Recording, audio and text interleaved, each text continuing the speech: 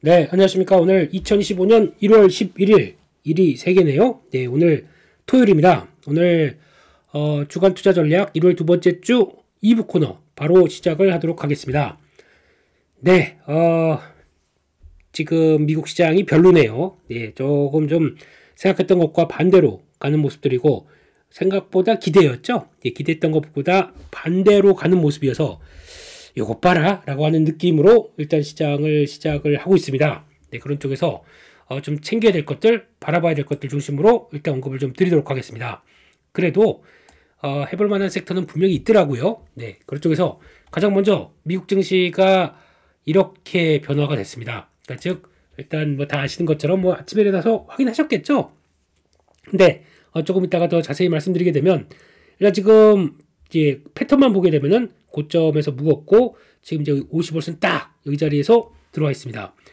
여기서 이제 이런 게 나올지 아니면 좀 한번 더 축 밀릴지 조금 더 고민을 해봐야 될 시점인데, 지지한 건 괜찮아요. 근데 S&P 500이 이탈했습니다. 요거는 분위기가 그렇게 썩 좋은 모습들이 아니죠. 그러면 여기 갭을 메꿨다는 차원에서 적어도 여기까지는 들어올 수 있지 않나. 이거 바로 못 돌리게 되면, 그러니까 즉 S&P 500이 돌려주기 시작을 하고 나스닥이 자리를 차지하고 50월선 자리를 지지하고 이렇게 나와야 되겠죠. 그게 나오기만을 바라보기에는 뭔가 아직까지 지금 나오는 매크로 지표의 강화가 상당히 무섭다. 이게 지금의 핵심이 아닌가 싶습니다. 그래서 고용지표 나온 것들이 아무래도 부담을 많이 키우고 있구나 라는 쪽으로 보시는 게 더 맞겠다라고 봐야 될 것 같습니다. 그런 가운데 미국 시장 나왔던 내용들 한번 쭉 살펴보면서 가도록 하겠습니다. 미국 시장 보게 되면 이제 고용보고서 별로 그렇게 크게 영향을 안 끼친다 뭐 이러신 분들도 많은데, 제가 보기에는 의미가 있게 영향을 끼친다고 봐야 될 것 같고요. 고용이 오히려 좋아졌습니다.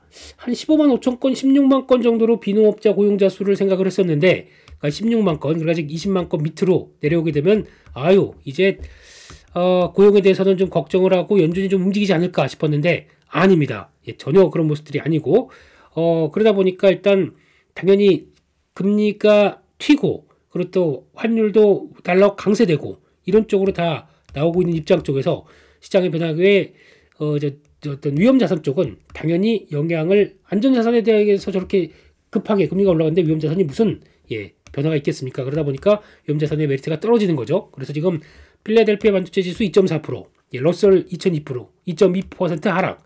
그러니까 즉 중소형주가 더 심하게 하락폭을 받는 거죠. 중소형주에 대한 위축들이 더 심하게 나오고 있는 게 러셀 2000에서 보여줬고, IT 쪽들도 여전히 이렇게 되기 시작하게 되면 금리에 민감하기 때문에 별로다라는 쪽으로 좀 나오기 시작하는 상황들이죠. 자세히 한번 볼까요? 미국은 좋아도 너무 좋네요. 그런 현상이 나오고 있습니다. 12월 비농업 고용자 수가 21만 2천 건, 얘기가 지난달이었죠. 지난달, 그러니까 11월 달, 그리고 지금 예상은 15만 7천 건 이 정도쯤. 근데 25만 6천 건. 와, 또다시 20만 건 이상으로 쭉 올라서 조금 부진할 줄 알았더니 자세히 보다 보니까 계속 좋으네. 이게 지금 나오기 시작합니다. 그러고 실업률도 4.2에서 4.09. 그러니까 즉 반올림에서 4.1인데 4.1보다 더 떨어지는 거죠.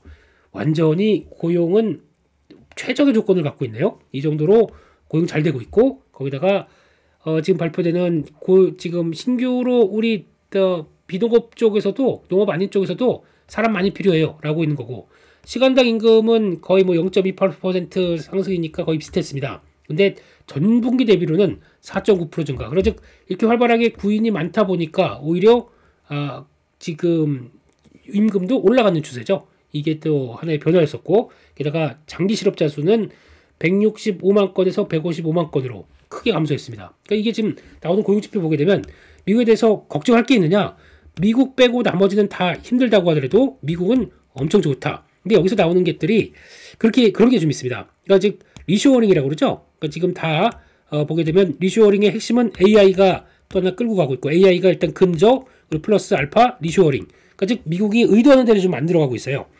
어떻게 보면은 중국을 열심히 중국 대리가 나오기 시작하면서 그 다음에 중국 쪽은 위축시켜 놓고 그 다음에 미국으로 들어와라. 미국에서 제조업하려면, 아니 미국에서 뭔가 사업하려면 미국으로 와라 라고 하는 현상들이 나오다 보니까 AI 쪽을 촉발하는 산업들이 얼마나 크게 또 나옵니까? 근데 나중에 가게 되면 AI가 촉발했던 산업들은 분명히 AI가 커지면 커질수록 일자리는 떨어집니다. 이건 나중에 고민할 겁니다. 왜냐면 AI가 고도화돼서 지금 예상으로는 2027년 가게 되면은 AI가 뺏는 일자리가 20만 건이라고 하더라고요. 20만 건 정도? 그러면은 이것도 당연히 고용지표에 영향을 미치겠죠. 근데 한 2년 뒤에 얘기인 것 같고, 그럼에도 불구하고 지금은 AI가 활용해서 사람들이 필요 없다가 아니라 지금 AI가 열심히 지금 투자가 들어가고 있는 단계죠. 네, 투자가 들어가고 있는 단계다 보니까 그때 필요한 여러 가지 각종 뭐 하드웨어 쪽도 마찬가지고 서비스 쪽에 이제 초기 서비스 쪽도 마찬가지고 사람이 많이 필요한 겁니다. 그러다 보니까 강한데 거기다가 미국의 리쇼어링, 그러니까 제조업체 많이 들어와라 그러면서 나오는 변화들이 이거에 미국의 고용과 미국의 호황을 이끌고 있다라는 쪽으로 바라보고 있고, 그러다 보니까 거기다가 이렇게 강하게 미국 시장이 경제가 좋다라는 쪽에 대한 반증으로 봐야 되겠네요. 그러다 보니까 지금 나오는 모습들은 또 하나 중요한 게 그거 같아요. 소매업 쪽에서 증가했습니다. 뭐 백화점, 그리고 또 창고형 마트, 의류업종 이런 쪽에서 다 생각보다 좋게 이어졌는데, 보통 추수감사절 영향 끝나고 나서는 그때 일시적으로 고용했다가 쭉쭉 빠지는 게 일반적인데 안 그랬습니다. 거기다 뭐 교육, 의료, 뭐 레저 다 증가했네요. 그런 쪽에서 오히려 소매업종 중심으로 유통 중심으로, 그러니까 내수 소비 쪽은 그나마 탄탄하다라는 쪽으로 바라보다 보니까 이렇게 고용도 활발하다고 봐야 될 것 같습니다. 그런데 상대적으로 제조업 쪽은 그래서 아직까지는 뭐 그렇게 경계된 우려는 여전히 있다라고 보는데, 이 정도가 어딥니까? 미국이 미국의 모든, 그러니까 제조업 쪽이 좀 위축됐다고 하더라도 모든 서비스가 여전히 좋다라고 한다고 하더라도 모든 전 분야에 대해서는 양호한 편으로 나와야 되겠죠. 그러다 보니까 이제 시장에서 이제 반응들이 이제 제각기 나오기 시작합니다. 뭐 뱅크 오브 아메리카는 지금 올해 금리 없다라고 얘기를 했고, 모건 스탠리는 3월에 금리 인하할 것이다. 골드만삭스는 6월, 12월 약간 기존 3회에서 2회로 수정했는데, 골드만삭스가 조금 좀 공격적이에요. 말 그대로 그냥 좀 이제 자기가 바라는 바와 자기가 포지션을 원하는 바가 좀 있다 보니까 그런 쪽인 것 같고, 좀 주식 덜 샀던 뱅크 오브 아메리카는 뭐 이렇게 나온 것 같고, 뭐 그런 결과가 있는 것 같은데, 아무튼 지금 결론은 연준에서 쉽게 금리 인하 못할 텐데 라는 쪽으로 좀 약간 맞춰져 가는 분위기죠. 올해 점도표 보게 되면 많아야 2회 정도까지 바라보니다 보니까 골드만삭스도 이번에 고용지표 딱 보고 바로 꺾어버립니다. 한 2회 정도까지, 맥스가 2회 정도다.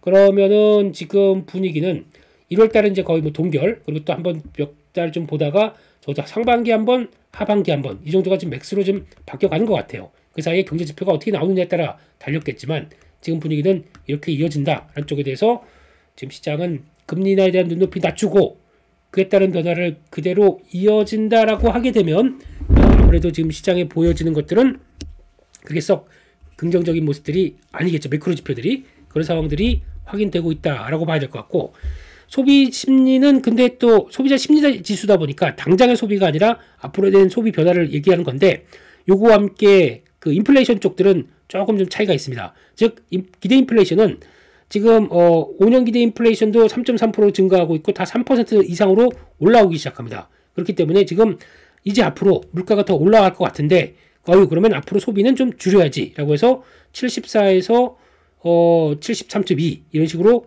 지금 심리지수가 약간 떨어지기 시작합니다. 그러니까 물가가 올라가고 금리가 쉽게 안 올리고 올라가고, 지금 미국의 지금 기존 좀 실세금리가 기준금리와는 상관없죠. 그러니까 실질금리가 10년물 국채금리가 지금 현재 4.8을 넘어간다. 그러면 이거 가상금리가 붙게 되면 거의 3% 이상 붙습니다. 이렇게 되는 상황들이고요. 그렇게 되면 지금 만약에 이걸 통해서 10년물 국채금리가 이렇게 강한 상황들에서 내가 자동차를 사야지 라고 하게 되면 자동차 못 삽니다. 지금 거의 7.8% 이상으로 금리를 주고 자동차를 사야지 이게 될까요? 이게 좀 어려운 상황들이 되어 있고, 주택을 구매한다라고 했었을 때 모기지자 한번 짜보자. 그래서 모기지에서 바탕이 되는 금리를 보다 보니까 4.8 플러스 3, 뭐 7.8 거의 8% 가까이 되는 이거 가지고 물론 주택을 구매한 사람들은 안정적인 직업이 있고 거기다가 충분히 월소득이 되다 보니까 이 정도 부담할 수 있겠다라고 하는데, 신간의 심리가 아니 이렇게 지금 금리가 이렇게 쫙 올라와 있는데 지금 당장 내가 집을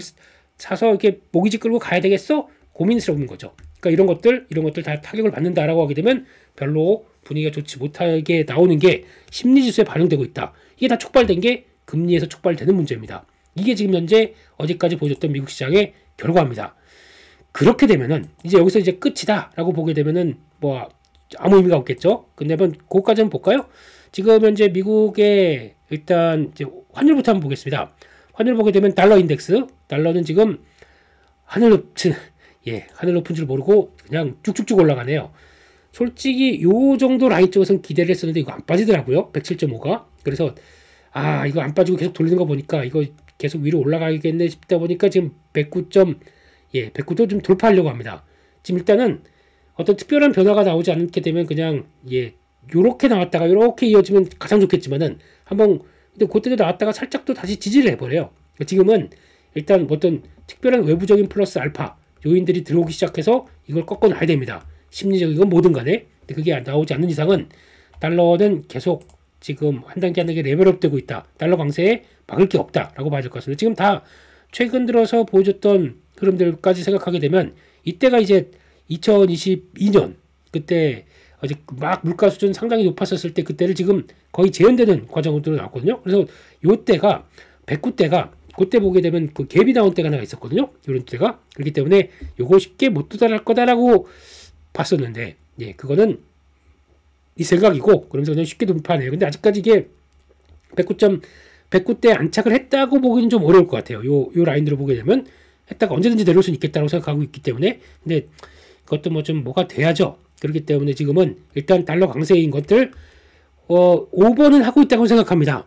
근데 그게 확인이 되고 움직이는 것과 저거 달러 이제 약세를 베팅하자 이건 다른 문제입니다. 그래서 여기까지 들어왔다는 거 이걸 봐야 될 것 같고 그때는 한참 물가가 막 올라갈 때 시즌이다 보니까 지금 뭐 그렇다고 하더라도 지금은 아직은 그 정도는 아닌 것 같은데 금리가 저렇게 나오다 보니까 이제 거기서 더 발작을 하는 거고 또 하나는 지금 제일 체크해야 될 게 이제 트럼프 정책이라고 봐야 되겠죠. 이 정책이 지금 가뜩이나 이민자 추방시킬 거고 거기다 법인세 깎아줄 거고 거기다가 규제 완화시키고 이런 식으로 또 기업들한테 여러 가지 지원책을 준다라고 하게 되면 그 소득세도 깎아준다고 그랬죠. 세금 깎고 그러면 거기 깎는 만큼의 재정이 필요한데 재정은 그냥 관세로 충당한다고 그랬습니다.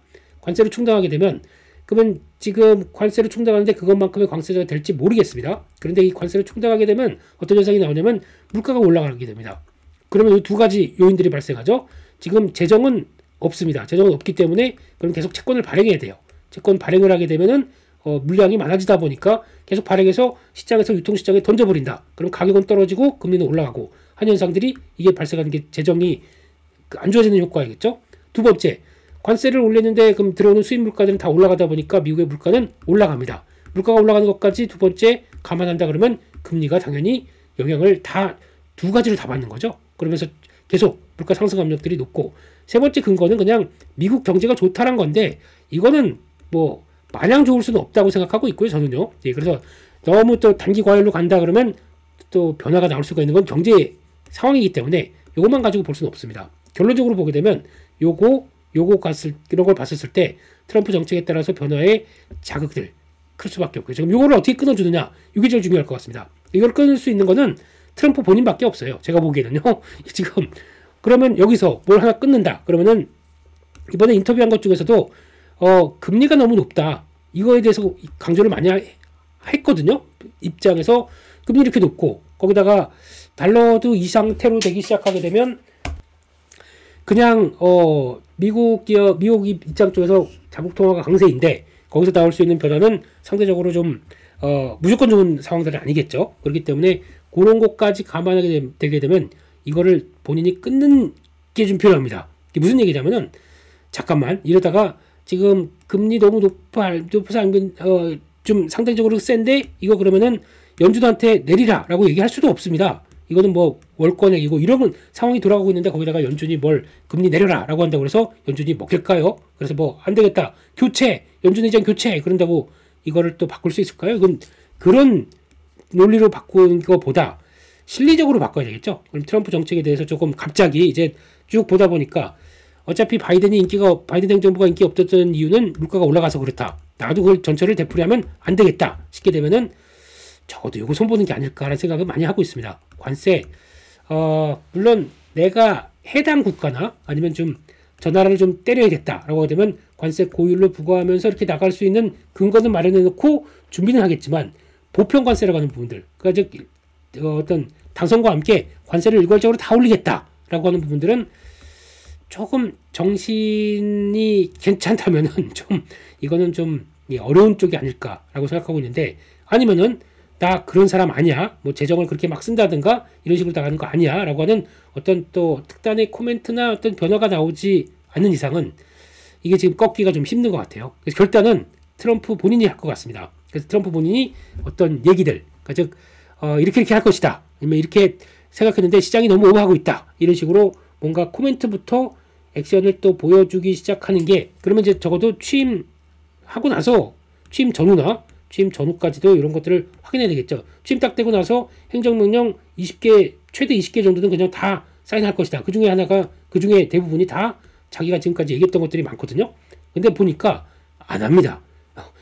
취임 딱 하고 나서 보니까 이걸 안 해요. 그리고 기다려보니까 한 10개 정도쯤인데 그것도 그렇게 과격한 정책들이 아니에요. 그러다 보니까 그러면 그런 쪽이 아니네. 그러면 그때부터는 반락이 나올 수도 있겠죠. 그래서 제가 자꾸 미국 시장도 그렇고 취임 시까지는 좀 경계감이 있어서 좀 조정이 나올 것 같다라고 말씀드린 이유가 그런 쪽도 같이 연관을 시켜야 될 것 같고, 취임하고 봤었을 때 막상 보니까 정책이 그렇지 않더라. 그러면은 매크로도 좀 꺾이고 이제 미국 시장도 다시 좀 돌아가는 모습들이 나오겠죠. 근데 아직까지는 그런 변화가 나온다는 쪽으로 봤었을 때, 그래서 자꾸 미국 쪽도 현금 늘리라 라고 말씀을 드렸던 이유고, 한국도 이제 조금 돌아가긴 하는데 이건 좀 이따 말씀드리겠습니다. 조금 좀 그런 상황들이죠. 네, 그렇게 생각보다 이렇게 만만치 않은 모습으로 지금 들어가다 보니까 여러 가지 생각이 많아지는 모습들이고, 지금 원화 볼까요? 지금 원화를 보게 되면은 지금 잠깐 1450원 이탈하나 싶더니 요게 요때죠. 요때 요게 딱 거기 장중 저점 찍었어요. 네, 그래서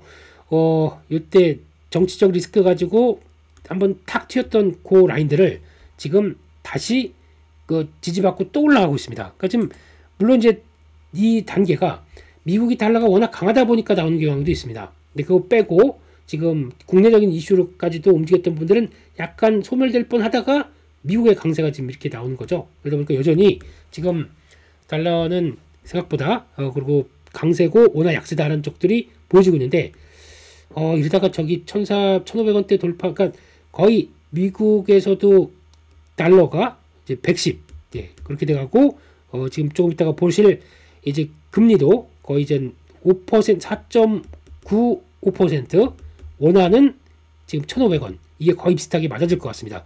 여기까지 가서 돌파까지는 아닌 것 같은데, 근데 거기까지 들어갔다가 그 다음에 또 반락이 나오느냐, 이런 것들 이제 매크로 지표, 지금의 매크로가 좀 신경을 써야 될 시기입니다. 이게 좀 시장에서 영향력을 미치고 있다 보니까, 가뜩이나 미국 시장이 많이 올라오다 보니까 그 정도의 밸류가 되겠어 라고 고민하고 있는데, 매크로가 계속 달러고 강세, 금리도 강세 이렇게 나오기 시작하게 되면 그렇게 지금 앞으로 금리가 내릴 것까지 감안해서 지금 밸류 뭐 한 25배 줬었는데, 잠깐만 금리가 생각보다 이렇게 나오고 있는데 금리 쉽게 못 내리는 거 아니야? 그러면 금리 인하에 대한 기대감이 사라지다 보니까 그러면 많이 늦을 거고, 그렇게 되면 밸류가 25배까지 못 주겠어. 그러면 20배 정도밖에 못 주겠어. 그러면은 주가는 벌써 20% 이상 조정을 받는 거 아닙니까? 밸류만 이렇게 꺾인다고 하게 되면 그런 과정들이 지금 미국 시장에 펼쳐질 수 있는 모습들이기 때문에, 이런 상황 쪽에 변화를 본다라고 하게 되면 지금 매크로 지표가 그렇게 썩 편치 않은 모습들이라고 봐야 되겠죠.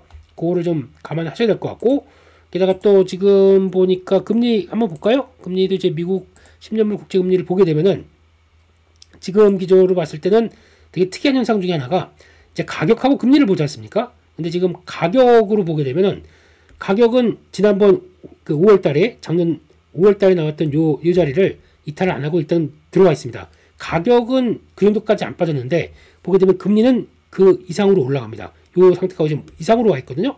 4.8대까지 들어와 있다 보니까, 그렇게 되면은 실질적인 거래되는 채권 가격보다 오히려 금리가 더 먼저 튀었다는 얘기는 약간 심리적으로 더 오버한 게 있다는 얘기예요. 이걸 두 개를 연결을 하게 되면요. 그러니까 이거는 진짜 거래되는 채권의 금리와 함께 거래되는 물량이라고 생각하게 되면 Q라고 봐야 되겠죠. 근데 그거는 P와 연결되는 금리 쪽은, 이거는 그 고점을 넘어갔다라는 얘기는 심리적으로 더 이거 금리 더 빠질 것 같은데, 그러니까 몰아쳐 계속 고라고 하는 금리 상승을 기대하고 생각하는 플레이어들이 더 많다 보니까 이렇게 나왔다는 얘기입니다. 그래서 이런 것만 보게 되면은 약간 아까 말씀드렸듯이 뭐 트럼프발 여러 가지 얘기들만 살짝 바뀌게 되면은 쪼르륵 내려올 수는 있는데 그냥 그런 것 같습니다. 그거는 기대해야 되는 입장이다 보니까 그렇게 되면은 바로 영향을 받을 수 있겠다고 저는 생각을 하고 있는데 아직은 좀 그런 차원이기 때문에 일단은 매크로 때문에 지금 못 버티는 시장 여기 포인트를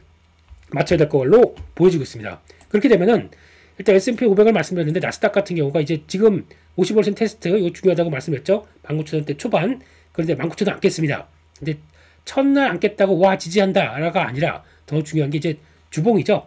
주봉으로 보게 되면 요 자리 요 자리와 함께 13일선 13주선이겠죠. 여기까지 생각하게 되면 거의 테스트가 나온다. 워낙 많이 올랐잖아요. 꾸준하게 조정다운 조정도 크게 없었다라고 하게 되면 요 자리로 봤을 때 18,700 요 자리로 보게 되면 18,500 그러니까 즉 여기서 그 정도 라인까지 여기서부터 지난 고점 요 정도 라인까지는 만약에 55일선이 일봉상에서 55일선이 깨진다. 그럼 여기까지도 염두를 해야 됩니다.